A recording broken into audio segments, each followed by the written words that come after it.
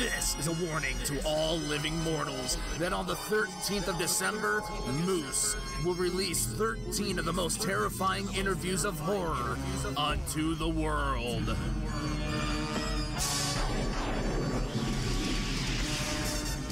That's right, 13 brand new episodes in the month of December, leading up to our season premiere. And until then, Horror Hounds, mash on.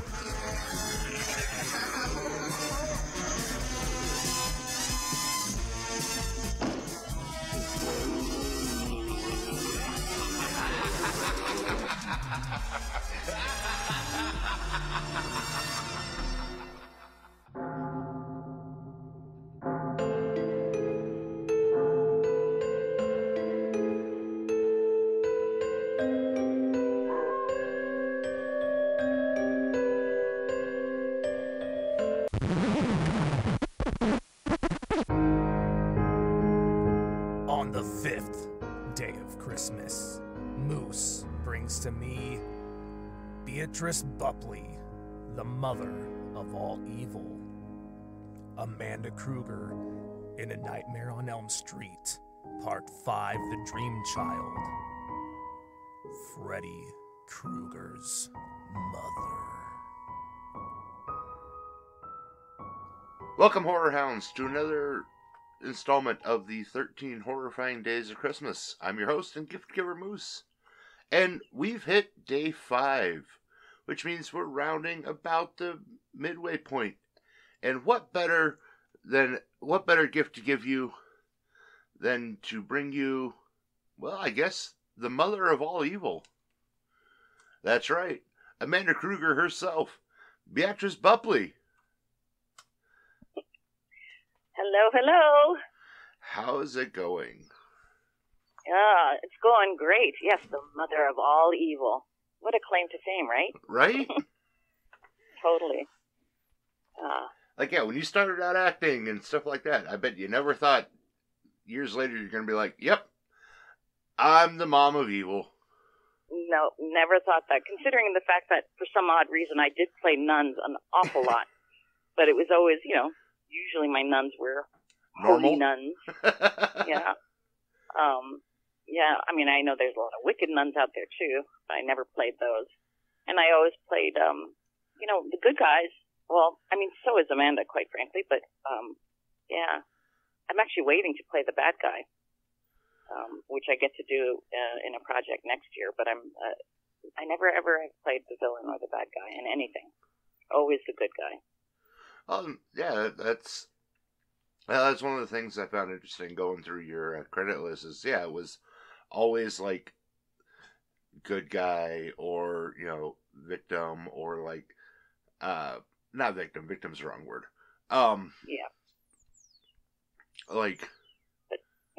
It was never I get to be the evil person. I get to be the one doing this. Right. No,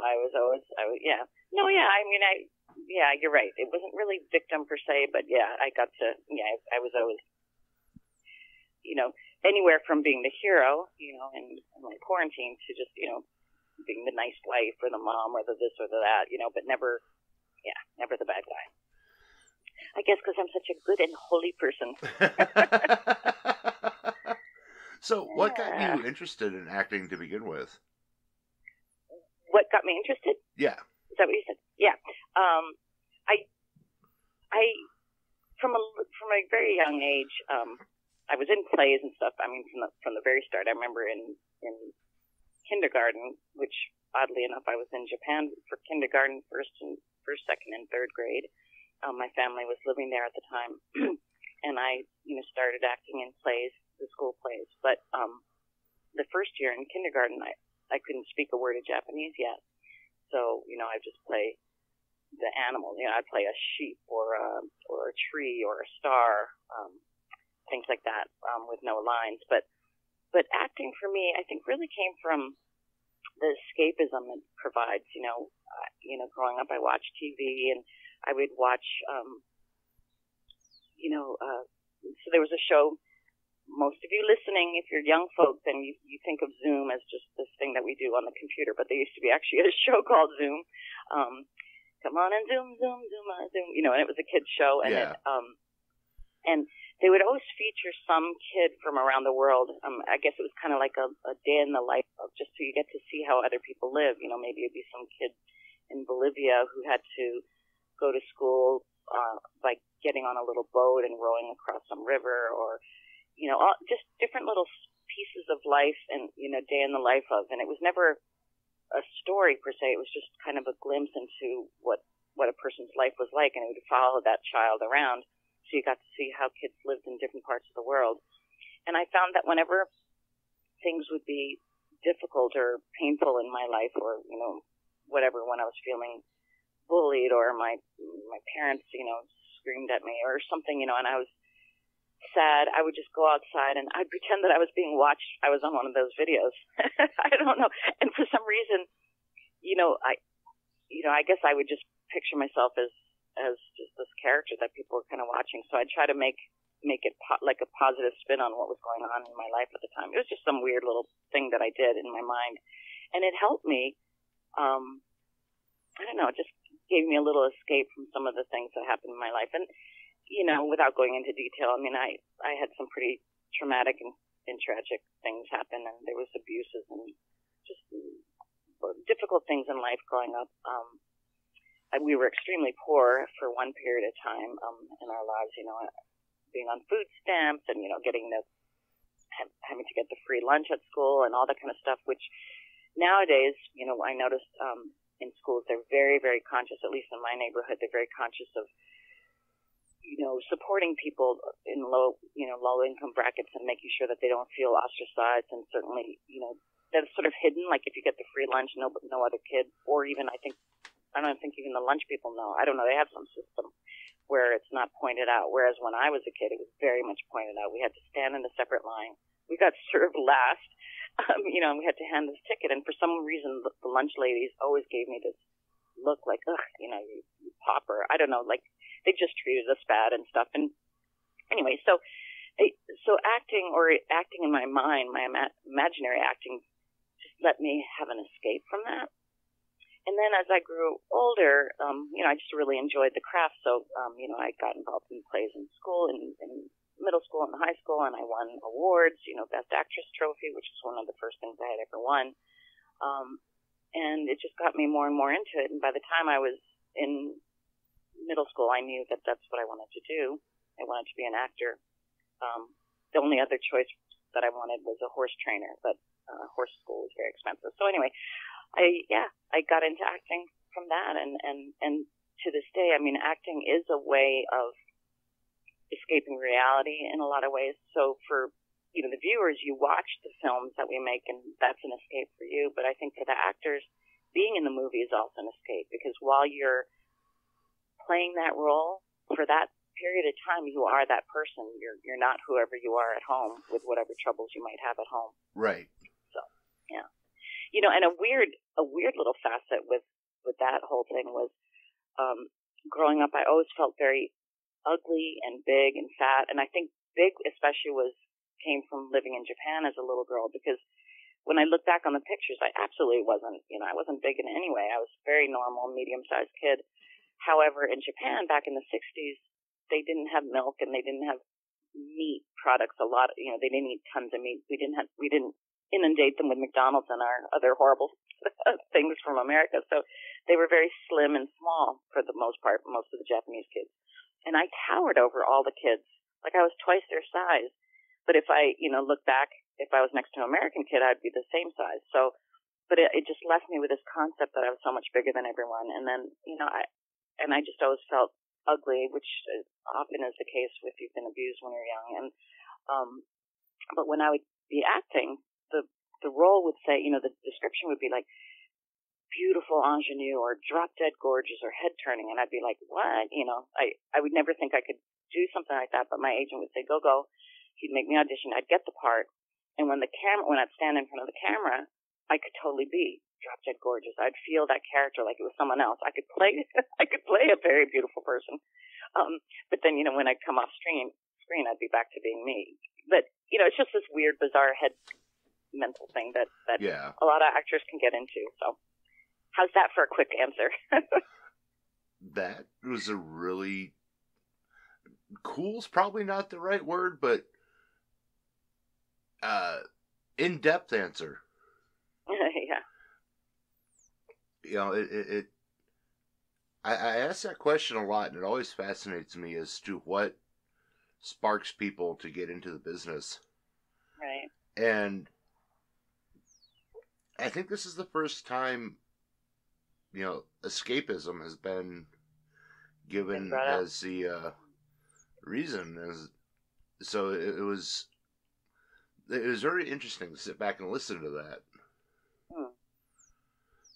You know, because I know from like personal experience, that's why I got into acting and stuff like that in high school, was to get out and go do something that wasn't me, go be somebody else. Right. So, you know, at the time, like when you're doing it, you're like, am I weird because this is what I wanted? This is how I handle life? Right. So now you hear that, no, this is how other people handle it too. You're like, oh, yeah, cool. You know, and it's a good, like, the thing is, if you can come up with, you know, a way to handle your life better, you know, to get through things, you know, in a happier way or whatever, you know, like the self-soothing or something, whatever that is for you, you know, if it's not harmful to yourself or to others, then bravo. Like, the weirder, the better. Who cares? You know, if this is what helps you to handle the ups and downs in life, then, you know, better, rather than having to turn to drugs or alcohol, or which maybe, you know, a lot of people do that in addition to, but I'm just saying, you know, by acting, certainly by, you know, going into acting is a very safe and healthy method of handling things, you know, and I'm sure from talking to actors, interviewing people, and yourself, you know, so many actors, I mean, the one thing that is in common is a lot of actors are either very shy in person or, you know, very different than the characters that they portray. Mm-hmm. So, you know, whether that was their driving force or not, it does provide, for sure, a break, if not escape, you know, from the day-to-day. You get to, you know, really, just like reading on some level, right? You know, reading at the when you first learn to read, and you could enter another whole world through these words. But as an actor, you get to actually live those other worlds for that time being, and it's pretty magical. Well, I mean, it's just like, you know, I was watching my niece and nephew not that long ago, and they were doing dress up and all that stuff, and it's like, it's funny because when you're a little kid, that is perfectly normal. You expect to dress up and playing house and going into, that like world of escapism, just to kind of use your imagination. And then as you get older, it seems like we almost discourage that because you have to be business oriented. Right. And then, you know, actors get to go play it. Right. And you know, that's why I think cosplay is so popular. I think, you know, Society for Creative Anachronism, there's some, you know, or the simulated war games. I mean, there's so many different areas in which, as adults, you know, people still go for that. What was I going to say? The not fairies. What are the Renaissance fairs? You know, when people dress up, and you know, people love that. You know, to just enter a different person, to have a second persona. Maybe because, you know, like you said, society and work and all that really starts to conform us into what we're supposed to be, quote unquote. And you know, the soul is very full of creativity and imagination, and you know, we want to be so many things that, you know, or explore so many things or different aspects of ourselves that conformed business life doesn't really allow us to. So we find there are other ways. Actors just are fortunate that we get to get paid for doing it. Yeah. When we actually, not always, and certainly not always, right? And certainly not in the beginning of your career, but you know, you work towards it. And but that's the goal. Yeah, that certainly is the goal. And you know, I always tell younger actors, you know, when they're first getting into the business, is that please remember, your job, your day-to-day job as an actor is the whole process, the auditions, learning the lines, getting your photos, all the yucky business side of it. That's the job. That's what you're getting paid for. Your reward is when you get the work and you get to act. That's the joyous part. Yeah. But the pay is for all you're not getting paid for playing around on screen doing these characters. It's for all the years you put before that to get to that point, and all that work, because you certainly don't feel like you need pay. I mean, even the biggest actors. I mean, I can't speak for everyone. You see some people doing films that you go, why the hell are they doing that? They're billionaires at this point. Why would they take that job? But you never know. But I think for most actors, I mean, we have so much joy when we actually get to act. But but the business side of it, which is the part that destroys most people, that's what the pay is for, because it's a brutal business, and Oh, yeah.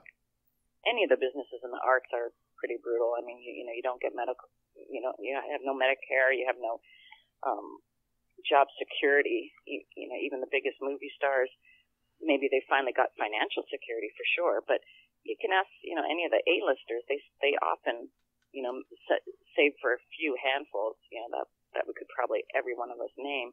Most people, you do a great film and you're successful, but you just don't know if or when your next one will be. It's just not a 9-to-5 job. So.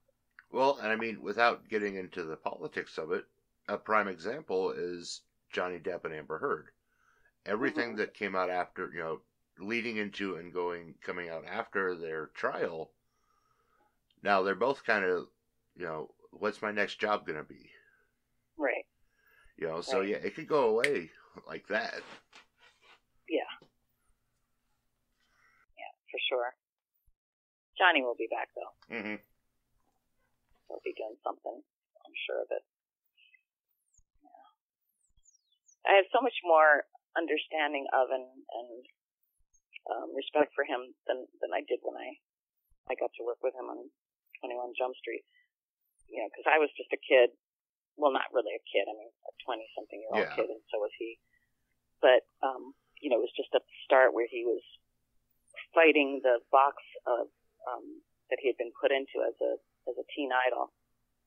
And he seemed, so bored and restless by that, and I was like, oh, what an ungrateful kid. But I didn't realize what he was inside was so much more. He was a character actor. He didn't want to be a teen idol. He didn't want that, stuff. So I totally get it now, but at the time, I was just thinking, for some young guy to have this much success, like, why aren't you happy with it?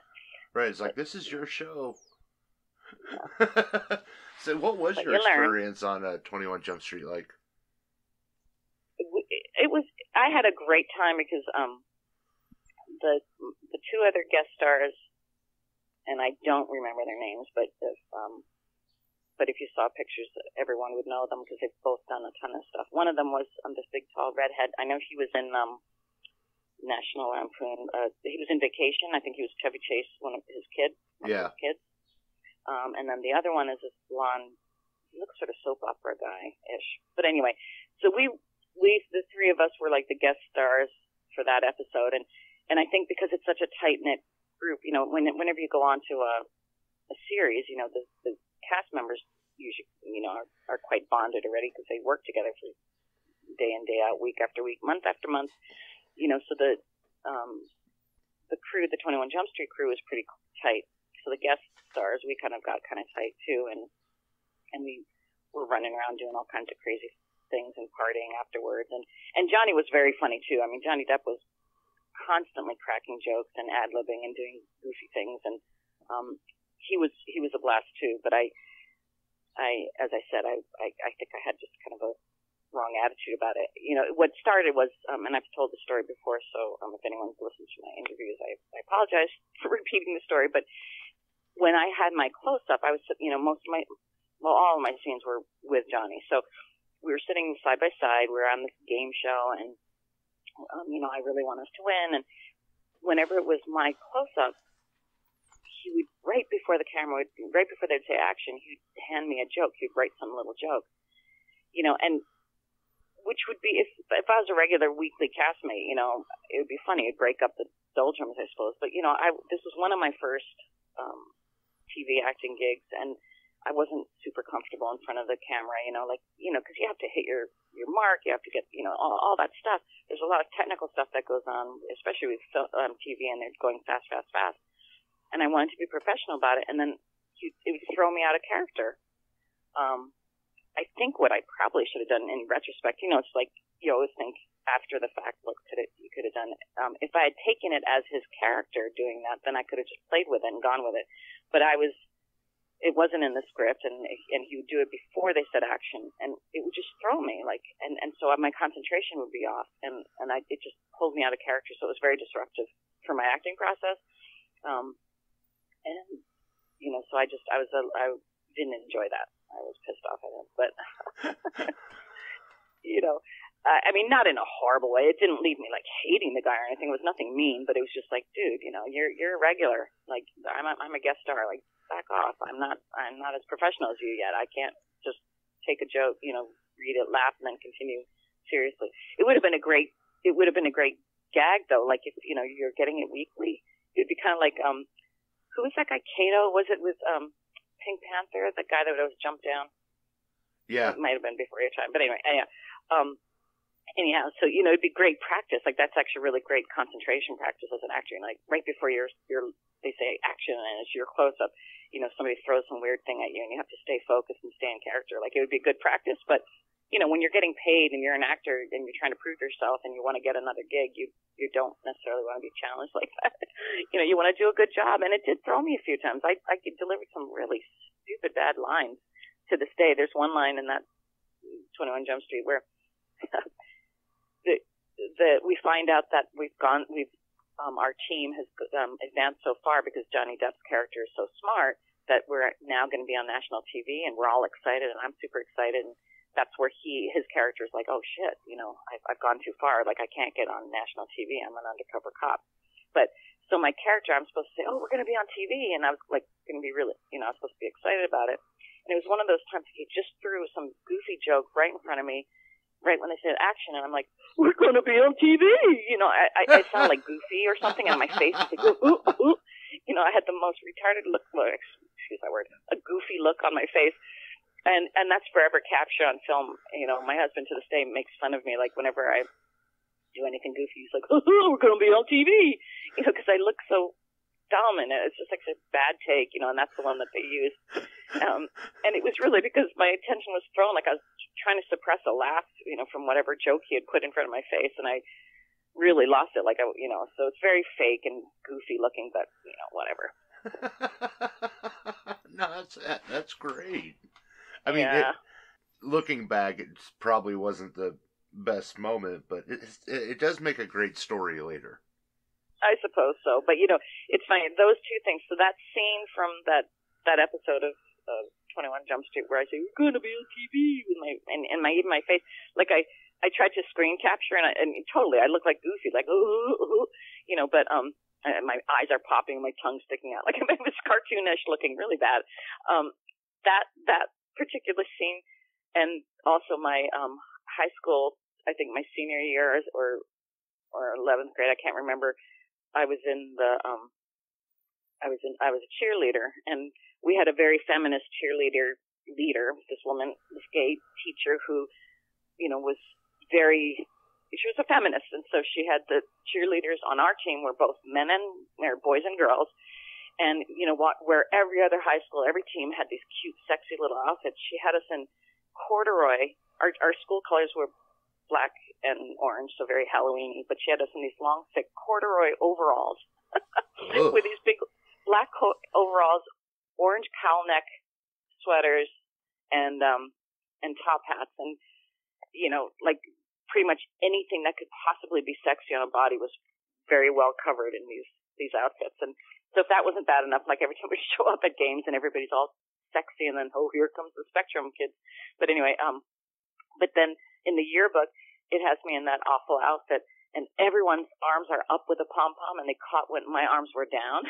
So those are my two I guess, the opposites of claim to fame. Like, those are my claims to embarrassment that will live on forever. Because I got that photo and that we're going to be on TV. And say those are your those are the moments that keep you humble, though. There you go. Oh, for sure. Oh, I've got plenty of those. Oh, speaking of humble, this is a funny story. It just popped into my mind when you said that. Was when I was living in LA. I think I had done Elm Street. I think I had just done Elm Street. I had been in Stakeout with Richard Dreyfuss and Emilio Estevez, and I'd done, and I'd started all my Canadian films. I was probably at the top of my career at the time in terms of all the work I'd done. It was really actually nearing the end of my career, my hiatus. But anyway, so I had done a bunch of stuff on TV and film, but I was brand new to LA because I'd been acting in Vancouver most of the time, and I figured I was pretty much unknown in LA. Elm Street hadn't come out yet; we had just filmed it. So anyway, I was working as a waitress, and these two ladies in my section, the whole time, as I was getting ready and going around to other people, I saw them, like, it drew my attention because they kept staring at me and talking to each other and staring and maybe even pointing. But they were in my section, so finally I come over, and the one lady goes, "You're in the movies, aren't you?" And, I'm kind of thinking to myself, yeah, so is everybody in LA, but yeah, yes, I am. I smile, and she goes, "See, I told you. And she's, not, whapping her girlfriend. She goes, "You were in Stakeout." And I was pretty impressed because, it's not a big role. I play Emilio's wife, but, anyway. So I was like, yeah. And she goes, "Oh, my God, I told you I was right. Can I please have," and as she said that, I don't know if you're an actor or just listening up to that point, what would you think she's saying? Autograph. "Can I please have," yeah, right? So I whip out my pen. And she goes, "A coffee and another coffee for her, too." And I'm like, so she goes, "Can I please have," and I pull out my pen. She goes, "A coffee." And I'm like, "Oh, yes." And I quickly whip out a pad and like, 2 coffees, and I write it down. So talk about keeping you humble. I mean, I don't know if she does. I don't know if they will go around and do that on purpose. It's kind of funny if they do, I suppose. But it definitely got me because I was like, ooh. Anyhow. So yes, there's things that keep you humble. Life keeps you humble. And I think acting, even when I was at the top of my game, which was, I would say, 1989, I had both Quarantine and Matinee, which are Canadian low-budget films, but they had both come out, and then Elm Street had come out. And the 2 films that I starred in, came out back-to-back, so I was featured at the Vancouver Film Festival. They had, the red carpet and the whole thing, and I had tons of TV and magazine interviews. I was sort of like the it girl in Vancouver at the time with my career, this big wide career ahead of me, and I show up for the screening and everything, and because of this dumb infighting between the director of Quarantine and the director of Matinee, Quarantine had hired me first. I was the lead in that, and while we were filming, the director of Matinee offered me one of the lead roles. That was more of an ensemble, but they offered me one of the lead roles in that without me even auditioning. And the director of Quarantine, after I said yes, was pissed at me. And I was like, "What?" He's like, "He's my arch enemy. I hate him." I'm like, "But I'm an actor. Like, how on earth would I turn down a role? You don't have another role for me right after this. Like give me a break, But he, for the last 2 weeks of filming, he just iced me, even though I was the lead character in his film. And so then at the film festival, and again, it's I'm like the hero of that movie and whatever, first title character. And he stands up and he's introducing the whole cast. He's mentioning everybody, and we want to thank this, doesn't mention my name. And then when he's done, almost like an afterthought, he goes, by then Elm Street had come out, and he goes, "Oh yeah, and that Nightmare on Elm Street girl, Beatrice Beopple This." Like, what a jerk, you know what? But whatever, one time you star in a film and this is what you get. But anyhow. Yeah. There we go. So, were you a fan of horror at all growing up and stuff like that? Growing up, no. I've turned into one. Oh my God, my fans have turned me into a major horror fan. But growing up, I always loved scary stories, though. So I was a kid of the 60s and 70s. I'm an old lady, and so we had more like the, trilogy of terror and things like that. And also, having lived in Japan as a little girl, like Japanese ghost stories are just terrifying, bone-chilling. They're just so creepy. And so I always loved, when I was brave enough, if I had somebody with me, I love to watch a spooky, scary movie and get, the Jesus scared out of me. But I never was into gore, and just blood and guts. Like, that just does nothing for me. It's like, well, it's just messy, and, and so that kind of turned me off from really slasher kind of films. But spooky ones I always loved. I loved a good, scary, haunting thing, but as far as, most of the horror culture, I'm catching up on it now. Like, as I've become a fan now, so I'm like now starting to watch all the other. I'd probably seen the first one of a lot of things. I did see Halloween. I did see Friday the 13th. I had seen the first Nightmare on Elm Street before I was in 5. I had seen like one of each of those ones, but in the later years, I had never seen Scream. I had never seen who's this new Terrifier. Any of the more modern things I haven't seen, so I'm starting to catch up on all that now. Oh yeah. Although I'm really loving Korean horror, but yeah, anything that's like not American is super intense and can get super creepy. Right? Yeah. There's just a sensibility. I mean, with Korean stuff, what I love is the character development and the story development. Is just they just do such a great job that just pulls you in, whether you like gore or not. You just end up loving Squid Games. I hate to say that after the first episode, I got used to, okay, everyone's gonna be mowed down and die each episode. Yeah. And you get it does desensitize you, that's for sure.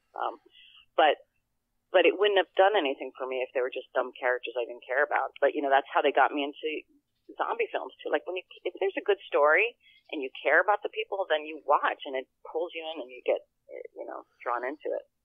Let's say but whether you want them to live or you want them to die. Yeah, either way. But you care one way or another, whereas other, bad films for me, I just couldn't care if they live or die. It's like, I just don't care about these people. Right. And you're just kind of going through the motions. Yeah. Yeah. And great films get you rooting for the bad guy, for sure. Either way, whether you're rooting for the bad guy or the victim, you got to be rooting for somebody. You got to care. Otherwise, why sit through it? People that, if you're a fan of the gore and the special effects and, seeing how they did the guts and all that, I guess you don't need character as much. But I think more often than not, most people really want some kind of character to care about. Even if it's that you love hating this person, Well, and then, that brings us to Nightmare 5, where you play Amanda Krueger, Freddy Krueger's mom. And it's funny because I rewatched it not that long ago in preparation for this.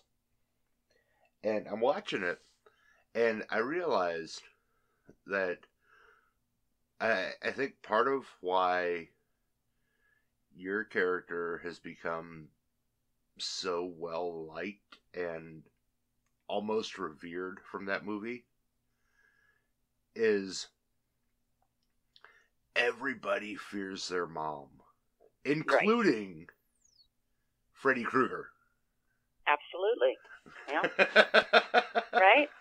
And that is awesome, being the one that he's afraid of. I mean, what you other are character Freddy's nightmare. Yep, I am. Just like every mom, I'm Freddy's nightmare. Before we say anything else, I got to ask you. So, having watched it again more recently, did you like it more this time? I did, actually. Yeah. Right. I mean, there's a lot of Nightmare 5 haters out there. And I just think, because it came on the wave of 4, and 3 and 4, people that love that, you really got into that group, that gang of kids, and the whole, the Dream Warriors and all that kind of stuff. And then 5 was just pushed out so quick right after it, and with such a different take and, different feel, and I think as young people who were watching it, got really turned off by it and, hated it. But I think if they watch it again as an adult, I would think that, 8 out of 10 people that didn't like it would like it. That's my opinion. If they watched it again now as an adult. And runs that perfect line between the goofiness of where Nightmare was going, Right. and it brings in a lot of the older horror style from where it started. I mean, it skirts that line very well. Yeah. Well said. That's true. Yeah. You know, because it's definitely got, like, to me, like, the sets are some of the best in the whole series. You know, they're very gothic, dark, you know, just the church looks just amazing. That weird Escher staircase scene is amazing. The, you know, even the hospital room just was like really well done. I just loved the whole look, the eeriness of it all. But you know, and that woman that played his mother, oh my God, she was amazing. Gee, I wonder who that was. was. What was her name again? How do you pronounce that name? Who was that? No, but I do like believe me, like I'm telling you the truth.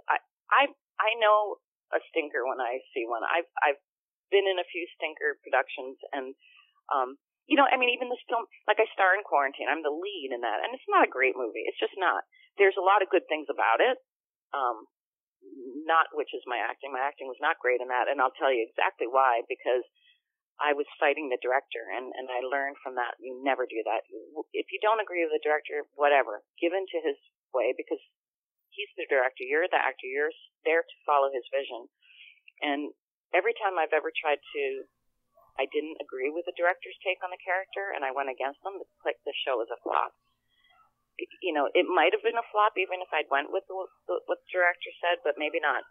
And in Quarantine, he wanted me to be more like a, you know, Arnold Schwarzenegger, like kind of one word, cool, and he wanted it to be a sexy hero. You know, not, you know, she doesn't say much, just like one or two words, not a lot of personality, but, you know, but sexy as all get up and go.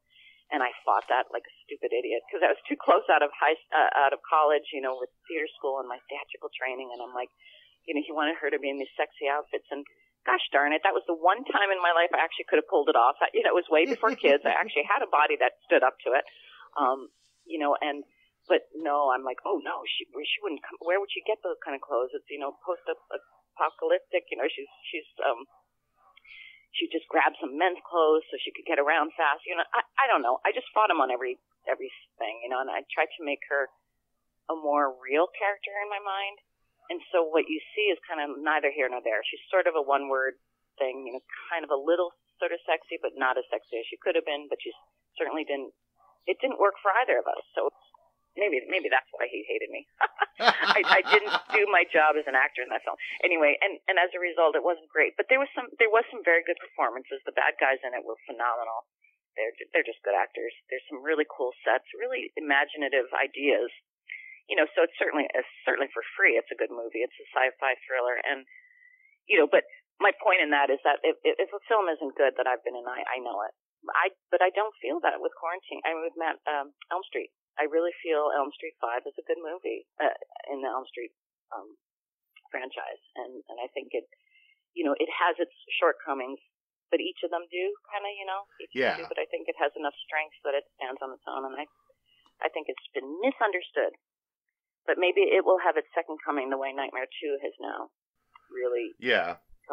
You know, it's like it's probably the top film right now of the franchise in terms of, not necessarily in terms of what it, you know, if you survey people, but it's doing the best. Like, it's got the most interest now, and Mark is just finally, you know, just getting all the glory that he never got, you know, and he deserves it for the shit he put up with in the beginning.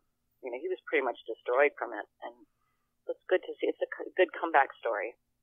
Oh yeah, you know? it's good to see it circle back around and, you know, get the recognition it should have gotten when it came out the first time. Yeah.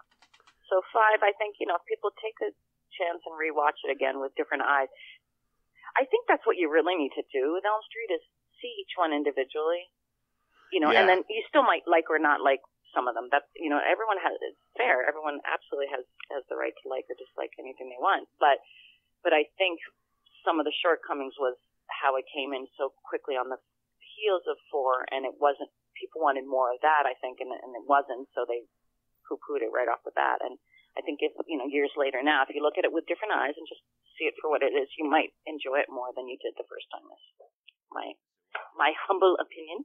So watch it more individual than, this is number 5 in the series. I just watched 4. Now, next I'll watch 6. No, just sit down, pop it in. Yeah. And it goes with any of them, because, I mean, it's outside of the first one where Freddy is insanely dark. Yeah. They're all really goofy, and they all have their quirks and their ups and their downs. And as a franchise, it's a roller coaster. Yeah, for sure.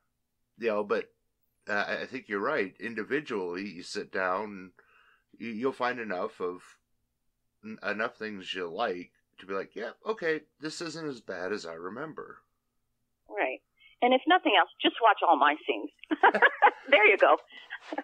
When I watched, when I worked on Stakeout with, I played Emilio Estevez's wife, and Richard Dreyfuss was, starring in the film, and he was just such an awesome guy, and we ended up, getting to know each other well, and I won't go into the story because I've told it so many times, but anyway, he ended up showing up for a workshop that I asked him if he could just lead for us for this group. I had professional training for actors. Anyway, but in preparation for that, we were talking about films, and I was asking him, does he watch his own movies? And he goes, oh, hell yeah. He goes, but I use the remote control, and I'm like, fast forward, bullshit, me!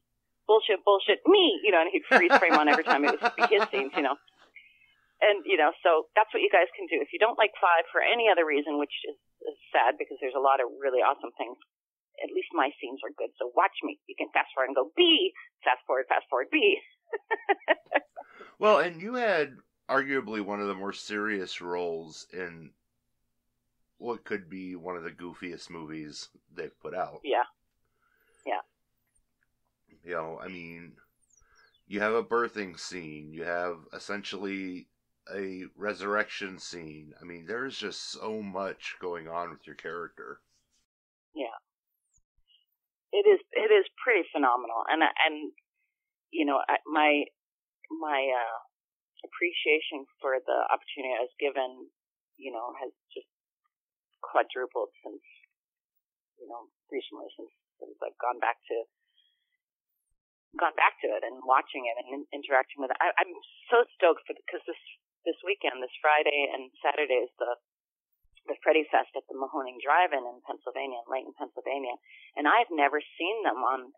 I've seen them all on my TV. To be honest with you, people have asked me, and I'm so senile, I can't remember. I have a feeling I wasn't at the screening for Elm Street. I might have already moved off to India at that point because I don't actually recall it. So I don't know that I've ever seen any of them on the big screen besides number 1, the first one. So it'll be awesome to see, and I've certainly never seen myself on a drive-in movie theater screen. Like, that's going to be wild. Oh, yeah.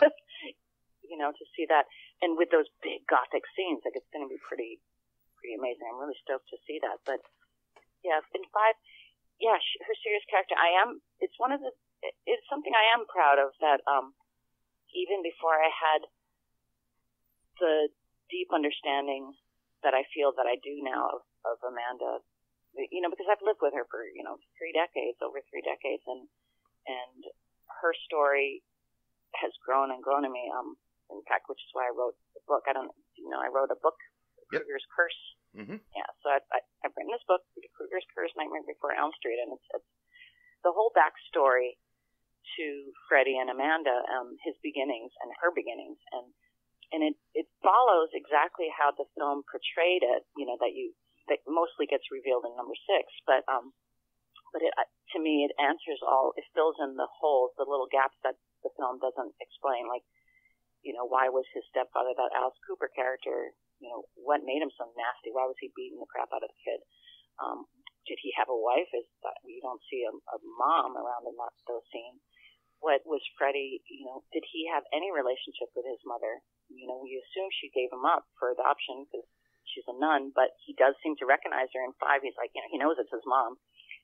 calls her a bitch, and he's scared of her. And, Yeah. So I kind of, and then where I took liberty is, artistic liberty is with, filling in some of those details, why he always wears the green, that particular sweater, why is that the thing he shows up in, and, where did he get the fedora, and, all kinds of little insider things, which makes the story great for fans, and I think that's why the people who've read it loved it so much, whereas my non-Elm Street watching friends are like, oh, should I read the book? I'm like, no, I really don't think it makes.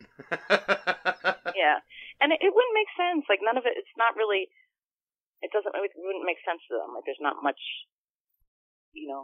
But for Elm Street fans, there's like all these nods. The whole thing with the jump rope girls. There's a scene in there that to me is my take on what might be why they always would show up before he appears. But if you're never seen an Elm Street, you're reading that and just go in one ear out the other. You don't know what that reference is to. And so it's filled with a lot of insider little things, little nuggets that, I just think it's a fun read for an Elm Street fan.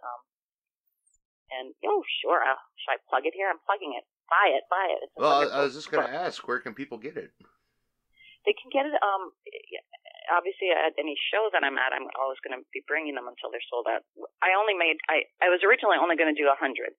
And before they even came from the printers, all 100 sold in pre-sale, so I did 200. Oh, wow. But my plan is that's all I'm going to do. So I think I have like 45 or so, I think 45 left that I'll be bringing with me to shows. But I also have it on my website, which is just my name, BeatriceBeopple.com. So you can buy that there, and I autographed it, to whatever you want. But it's a great, addition to any Elm Street collection, and I think it's just a fun read for any Elm Street fan, because the movies, gave us, number 6 gave the most, that we know he got married, we know he had a daughter, we know he killed his wife,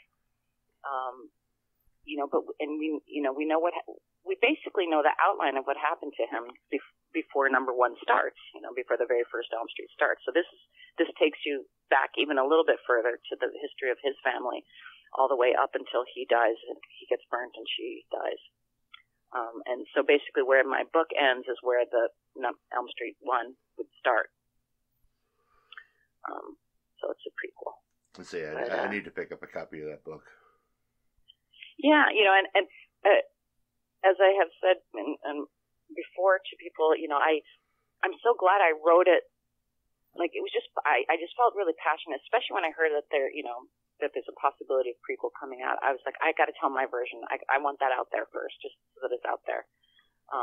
Because who knows what any film company will do with a prequel. They may or may not do it justice the way I feel it should be done. So I wanted to get my story out. So I just, knuckled down and wrote the book in less than a year. And I hired really great artists too for the artwork. Joe St. Pierre, who's an illustrator for Marvel Comics and DC Comics, and he did a number of them, and then the cover is the artist who he actually ends up doing most of the illustrations in there.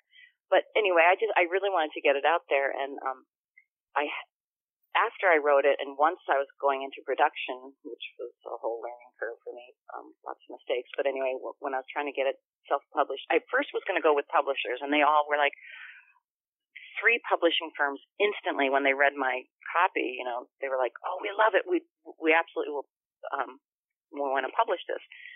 So you've gotten the rights. And I was like, no, I thought that's what you do. I thought the publishing company gets the rights. And they're like, oh, we are not going to deal with Warner Brothers or the Craven Estate. I'm like, so I attempted many, many, many times and, contacted, sent emails, sent all this stuff. And many industry insiders and other people who from the franchise who've written books said, don't go through them. Just do your own. Unless you're making millions of dollars, it's not even worth it to them. They're not even going to bat an eye. Like if it's just something you're selling with fans, go ahead and do it, because what we do as the actors in the film, we're keeping this franchise alive too, along with the fans. We're keeping the characters alive and the story alive, and it's some new food to keep the fans. You know, to me, fans are number one. Like, without the fans, this would not have lasted 3 decades, you know. The fans 100% are what's keeping it alive. But, you know, just like any candle, you need some fuel. Like, fans get hungry. They want to see something interesting and new to keep their interest in it alive. So when, you know, the convention's certainly getting to meet the actors, you know, but then anytime there's, like, something new to do with a franchise, it helps stir the imagination. So yeah, both Warner Brothers and Craven Estate, you know, as long as you've done it respectfully, and certainly, yeah, you know, I'm $200. They couldn't care less. Like, that's nothing to them. So I want to keep it at that, you know, and if it ever, you know, it's out there, and I've approached them, and they know whether or not they want to say anything about it or not is up to them. I've sent it to Robert, you know, and, you know, it's there. So, but that is also one of the main reasons why you can only buy it autographed by me, because it's basically a vehicle that I'm selling my autograph, and it's a gift to the fans. Is the legal way that you can sell property. You know what I'm saying? So that way I wouldn't be in a catch. So that's just sort of the legality of it. But I feel very good about it. I feel very positive. I really feel I would have loved for, you know, if Les Graveland was alive, I'd love to have had his feedback. And I honestly think he would be like, yeah, right, this is awesome. You know, I do, just because it's very loyal to every point that was made about their background. The only thing I had to clear up a little bit was some of the date. If you watch all of the films and you really take avid notes, there's so many discrepancies, you know, which happens because there's not a continuity person throughout all of them. So there's some continuity stuff that doesn't add up from one film to the next. But you know, it just wouldn't make sense. Which they say, I mean, even Amanda, I mean, quite frankly, she would have been older than I was. But that's kind of creepy to have like a 30-something-year-old lady being raped and having a baby. Well, maybe not so gross, because I was actually 42 when I had my second kid, so maybe that's not so bad. But yeah, I was young. If you follow the storyline, Amanda really would have been in her 30s when Freddie was born. You know, and I was like, well, but I wasn't that far. I think I was 27 when I played her, so it wasn't that bad. Anywho, had you asked a question? Did I divert us so far away from? No, we were talking about the book. Okay. So before we move into wrapping this up, I am curious, what is your favorite scene from 5? My favorite scene. Well, I love that cartoon. I love Joe Seeley's Mark character getting cut up as a, you know, some people love it, some people hate it. I love that. It was so creative to me that he turns into a cartoon and gets all chopped up. That was wackadoodle crazy for me. Of course, that was like quintessential 80s. What was that? That was like quintessential 80s right there, like super MTV. Totally. You know, it just goes into this whole cartoon thing. So I really do love that one, and of course I love all of my scenes just because I do. I can't help it. I love them. But I can certainly tell you my least favorite is Greta's being fed her stomach. I mean, to me, it's like the most gruesome. And yeah, it was the one scene for which I wouldn't let my kids watch the film when they were growing up. I didn't want them to see that one just because, oh my God, it's her own stomach. Oh, and that was even, you know, most people are only seeing the edited version. It's a pretty darn gruesome kill. Yeah, it is.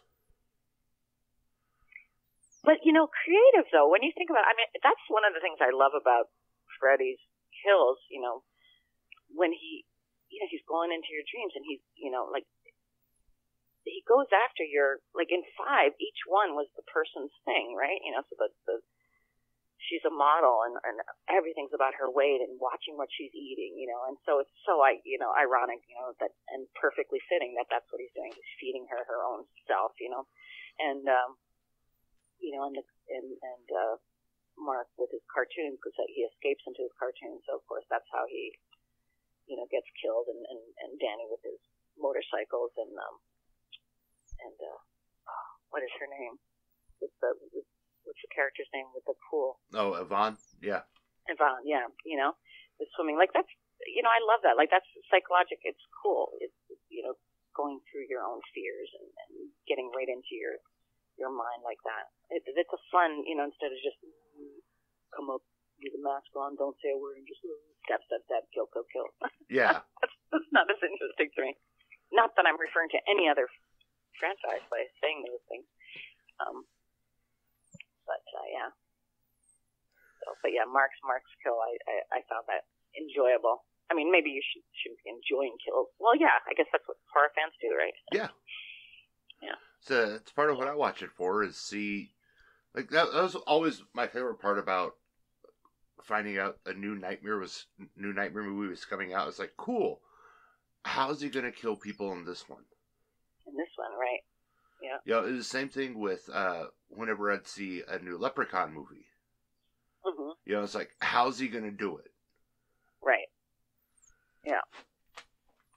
And then my least favorite but perfect thing that my son does is the damn scratching on the, which was so ingenious of Wes Craven, that, because that's just this grinchy sound of the chalkboard, the nail on the chalkboard thing, and when Freddy does that, it's just like, it sends some thing down your spine. It's such a disturbing sound. I love that's kind of one of his character things, Yeah.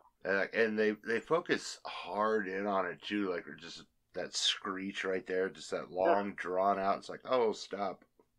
Right? Because it does. It makes your body curl up. It's like this, like you have a visceral, physical, emotional, mental reaction to that sound. Like we all are like, ugh. What a great way to get everybody like uncomfortable in their seats. Like, for sure. I hate that sound. Kind of thinking about it. I'm tightening up thinking about it. Right? Isn't it? Yeah. Like when I was making that sound, I'm cringing with my body. So, where can listeners keep up to date with everything you have going on social medias and stuff like that? Yeah. So on Facebook, it's Beatrice Beopple, Boepple. On Instagram, it's Beatrice low dash, Yeah, underscore Beopple _Elm Street. And then I also do have account, although I'm new to it, so I haven't done much on Slasher. And I actually even did start, at one point I created the TikTok account where I just usually have weird dancing baby Freddy, but my sons are, one is 18 and the other one's 21, and they're both like, Mom, you're too old to be doing this social media. Don't do it. They think everything I post is just really embarrassing for them. So, but it's not about them anymore. It's about me. So if I want baby Freddy to dance or sing, I can do it. Right. So there. He's my baby. I can make him do whatever I want. That's right. Do you have any projects coming out in the next year or so that you're able to talk about? Next year, if all goes well, there's going to be a filming will begin on this Emerald Forest, which is Darren Lee Culp is directing. It's a fantasy film sort of based on Wizard of Oz, but the interesting thing about it is it's got all the Elm Street people. So Lisa Wilcox stars in it, Danny Hassel stars in it, Mark Patton stars in it, and I have a couple interesting roles in it, and I finally get to play somebody bad. I asked for like a really wicked character. And then Felissa Rose will be in it. Sleepaway Camp, so several horror genres will be in that film. So it'll be quite interesting to do that. And then there's a couple other things that are in the works, and again, I can't announce any of them, and some aren't confirmed yet. But if you follow me on Facebook or Instagram, that would be awesome. And if you want to buy photos or anything like that, you can check out my website. Again, it's just my name, BeatriceBeopple.com. And I'm hoping everyone's going to have a wonderful holiday season.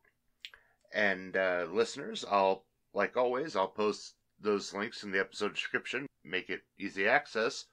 And you can find me and other great podcasters over at electronicmediacollective.com, Or if you just want to find more stuff from me, head over to Facebook or Twitter at Moose Media Inc. Beatrice, this has been phenomenal. Yay. Considering we were both exhausted when this started, we knocked an hour out really fast. Yes, we did. And oh my, oh my goodness, we've been talking a long time. Yeah.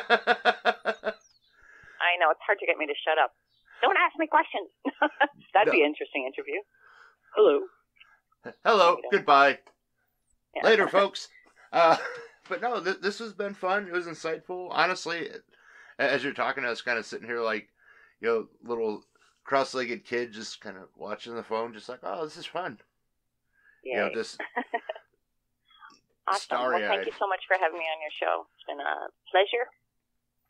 Oh, thank you. And have you back on again once Emerald Forest and your other projects come out, and we'll touch base, see how everything's going.